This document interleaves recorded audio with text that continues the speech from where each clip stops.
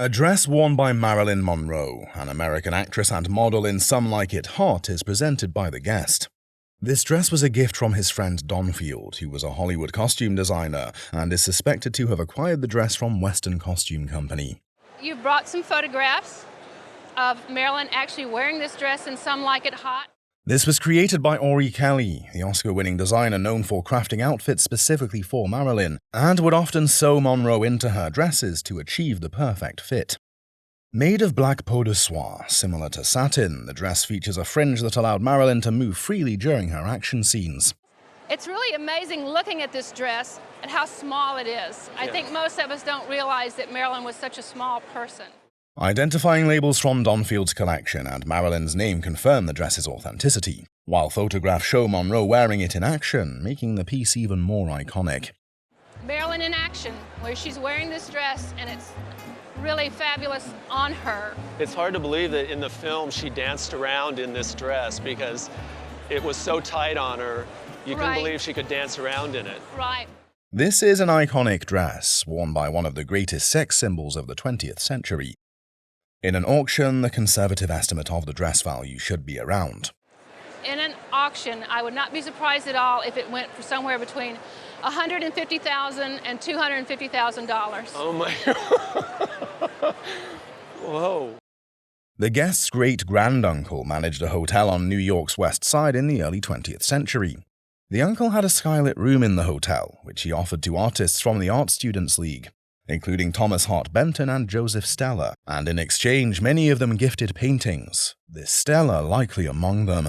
And this Joseph Stella was an early work, and he had Stellas and Bentons and all kinds of wonderful associations through the years. After her uncle passed, the painting went to the guest's mother and then to her, remaining in the family ever since, cherished and carefully preserved behind glass. We called it the angelfish, and I know it was painted in somewhere between 1922 and 26. Thanks to the glass, it was protected from smoke damage, which was a common issue in that era and remains in excellent condition. Joseph Stella came to the United States from Italy when he was about 19 years old and studied at the Art Students League. This particular piece is from his later period and is beautifully preserved in its original white gold frame, a style also favored by artists like Georgia O'Keeffe and Arthur Dove.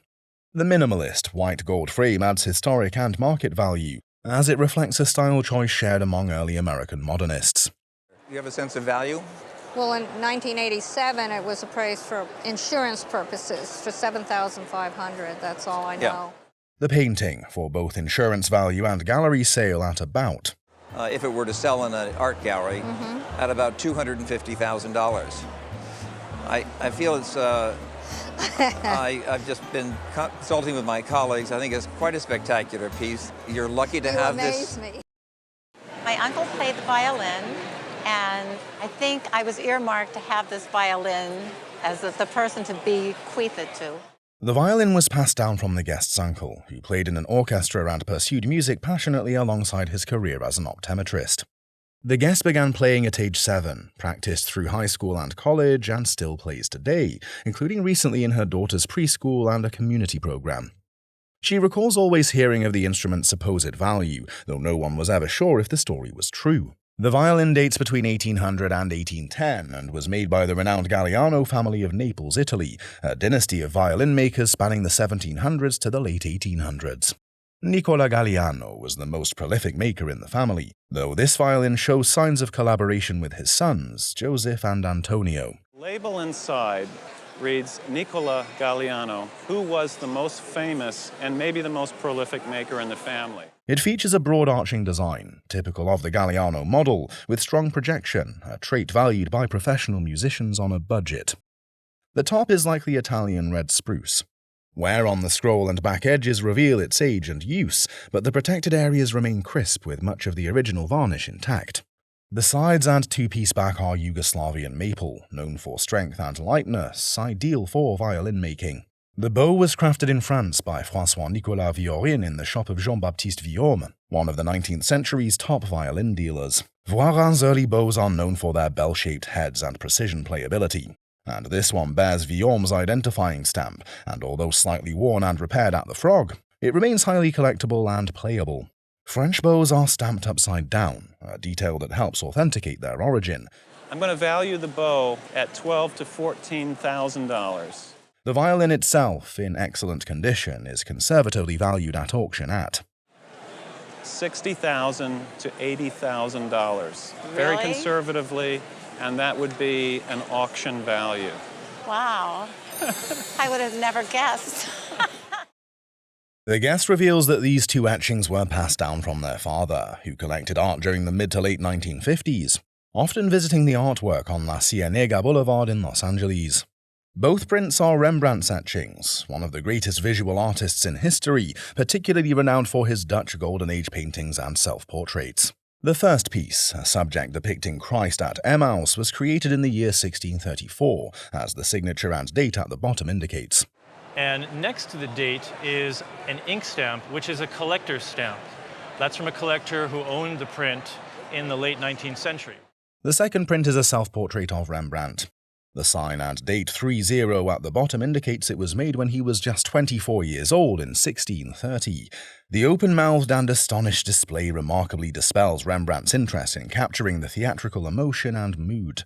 The Christ at Emmaus print is an early impression, the first of 3 states.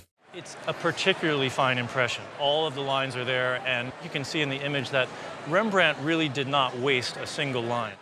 The self-portrait, while showing some spotting and minor damage, will still be highly valued due to its rarity and significance. The appraiser notes that the Christ at Emmaus print, in its superb condition, would likely fetch between $10,000 and $15,000 at auction, far surpassing its original price in the 1950s. The self-portrait, however, proves to be the real treasure, as its value is At auction, in this condition, I would estimate it at $40,000 to $60,000. No way. Absolutely. Absolutely And no way. that's conservative. Really? I had absolutely no idea. Harry Bertori made those pins, and I think they were some of the very first that he made. My sister worked in the dorms where he stayed at Cranbrook. He gave her one, and then he knew that she had 2 sisters. The guest was about 16 years old when she received the brooches. Harry Bertoya had first given one to her sister, who worked in the dorms at Cranbrook, and later gave pins to all 3 sisters. My teens, I bet it must have been about 16 years old. Okay. Late 30s, I would say so. I understand your family had an interesting association with Cranbrook as well. At the time, the guest had no idea of the value, but it was the beginning of a story that would lead to a very valuable discovery. What appeared to be a set of simple, handmade brooches turned out to be early works by the renowned artist Harry Bertoya, a pioneering figure in modernist jewelry. It was a dairy farm when he bought it, and then he had to have it landscaped, and that's when my dad went to work for him.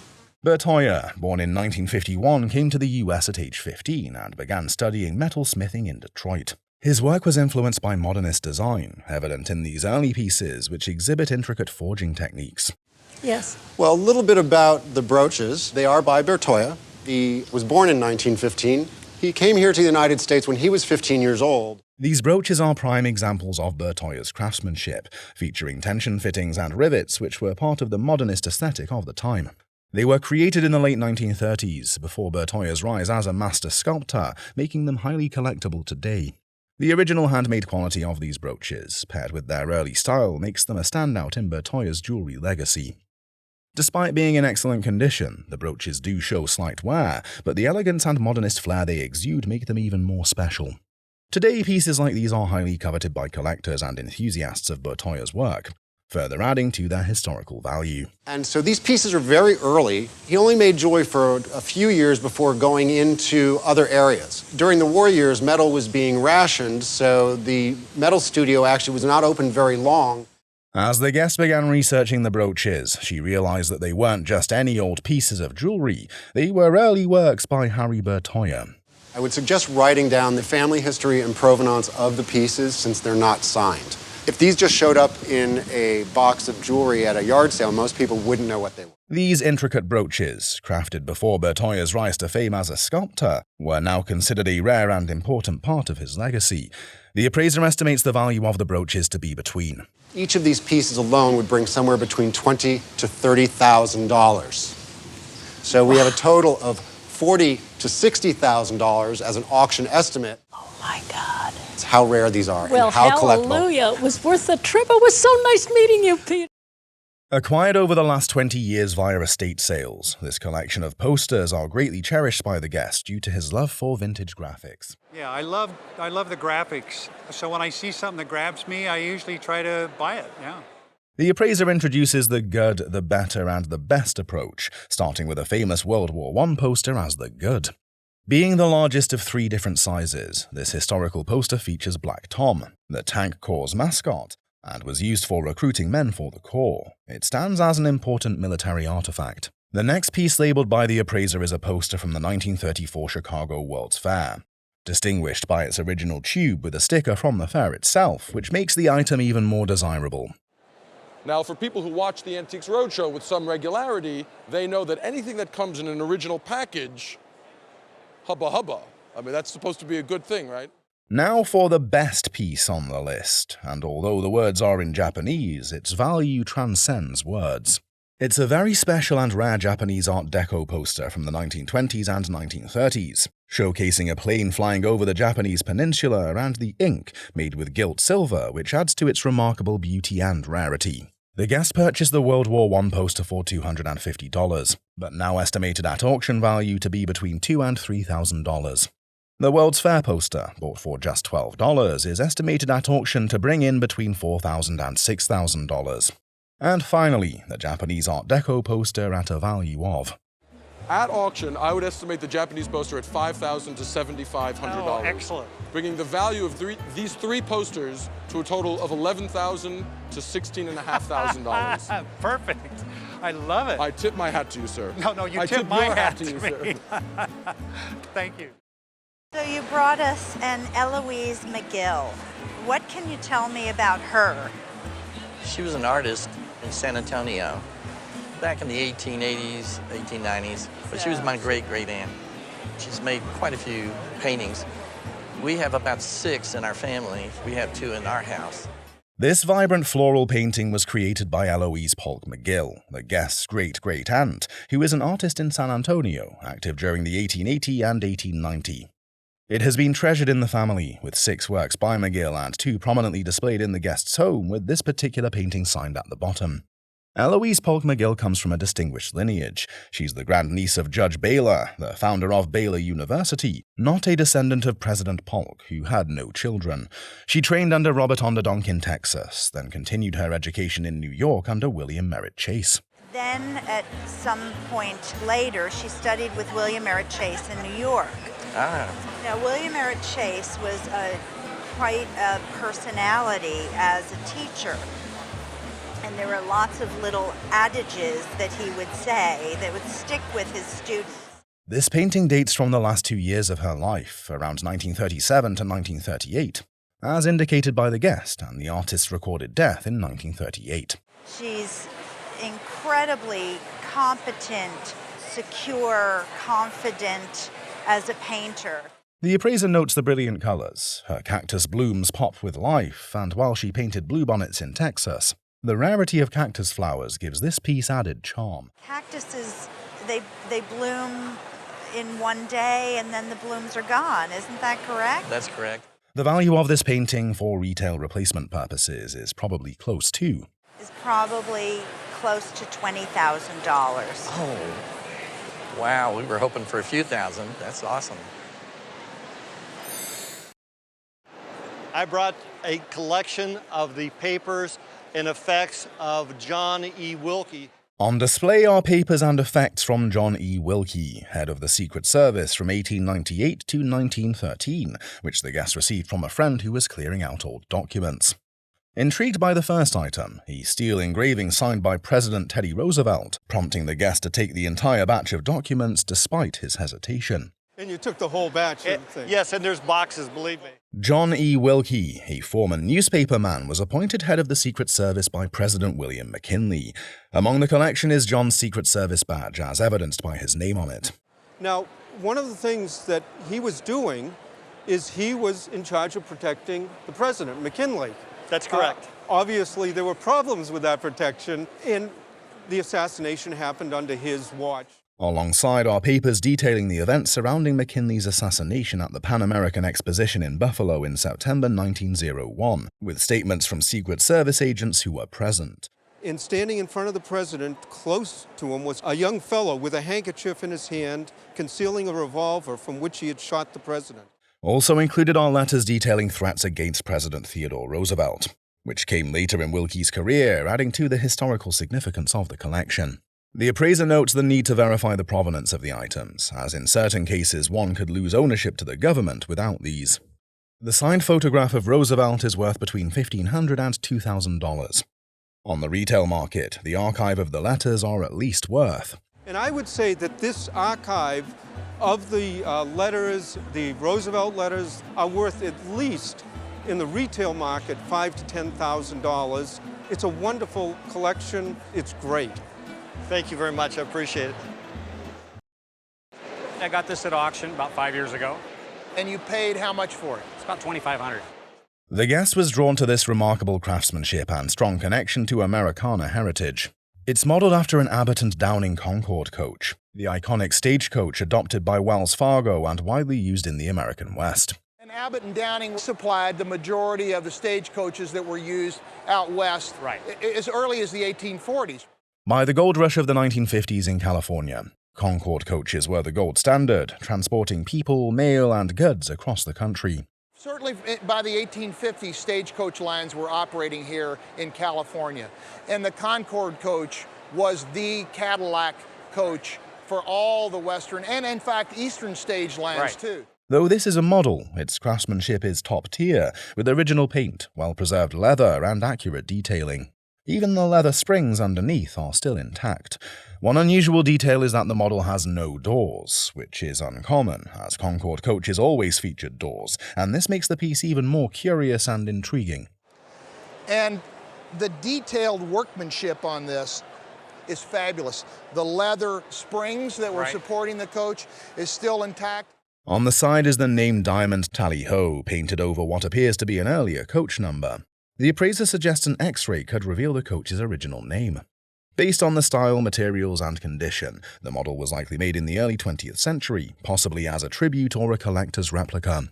At auction, this model could fetch between, I would say, as an icon of the American West, that a good auction estimate for this terrific model would be somewhere between $4,000 and $6,000.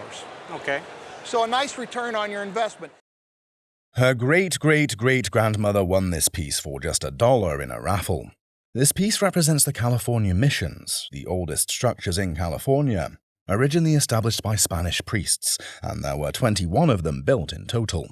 The mission stretched from San Diego to Sonoma, and there were 21 of them built in total.